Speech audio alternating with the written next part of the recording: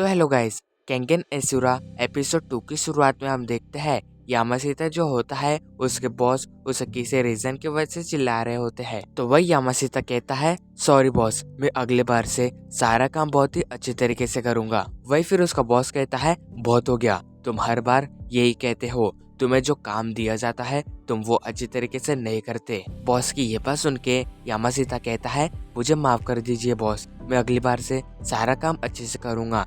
और वही वो मन में सोच रहा होता है अगर मैं बहुत ही ज्यादा ताकतवर रहता तो तब मैं इसे बताता कि असली बॉस कौन है, मगर मेरे अंदर उतनी ताकत ही नहीं है जिस वजह से मैं कुछ नहीं कर सकता हूँ।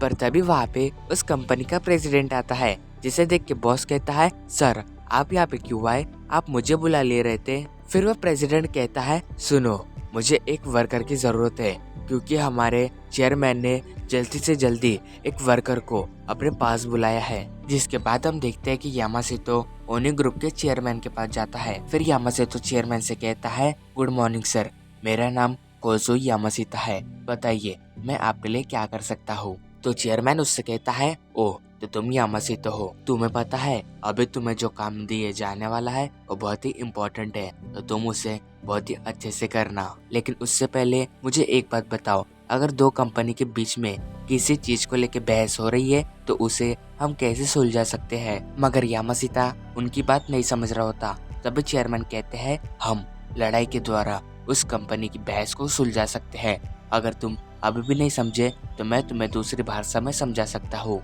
जिसके बाद वो यामाशिता को पुराने दौर के बारे में बताने लगते हैं। फिर चेयरमैन कहता है तुम्हें पता है पुराने समय में व्यापार बहुत जल्दी जल्दी बढ़ते जा रहा था और इसी वजह से वहाँ पे बहुत सारे कंपनियों का निर्माण हो रहा था, लेकिन देखते ही देखते वहाँ पे और ज्यादा लोग आने लगे जिस वजह से वहाँ पे कंपटीशन और भी ज्यादा बढ़ गया और इसी वजह से वहाँ पे कई सारी लड़ाइयाँ होने लगी। लेकिन एक दिन एक छोटे से किंग ने वहाँ के लोगों को समझाया अगर आपको किसी चीज को पाना है तो उसके लिए आपको लड़ाई करनी पड़ती है। अगर दो व्यापारी एक जैसी चीज को ही बेच रहे हैं लेकिन उनमें से एक को पीछे हटना है तो वो दोनों व्यापारी अपना एक एक फाइटिंग के लिए उतार सकते हैं और उस लड़ाई में जो जीतेगा वही व्यापारी उस चीज को उस जगह में बेचेगा, दूसरा व्यापारी वहाँ से हट जाएगा।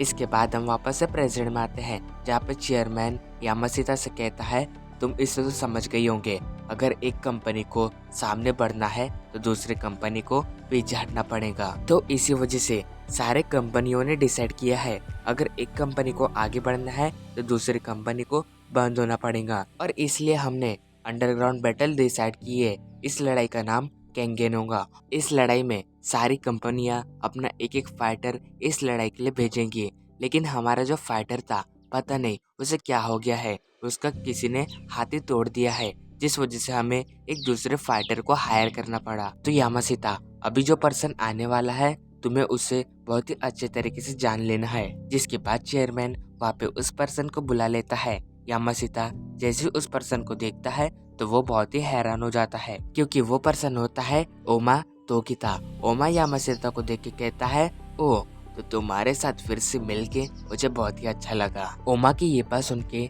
चेयरमैन कहता है बहुत बढ़िया, तुम दोनों पहले से ही एक मेरे को जानते हो।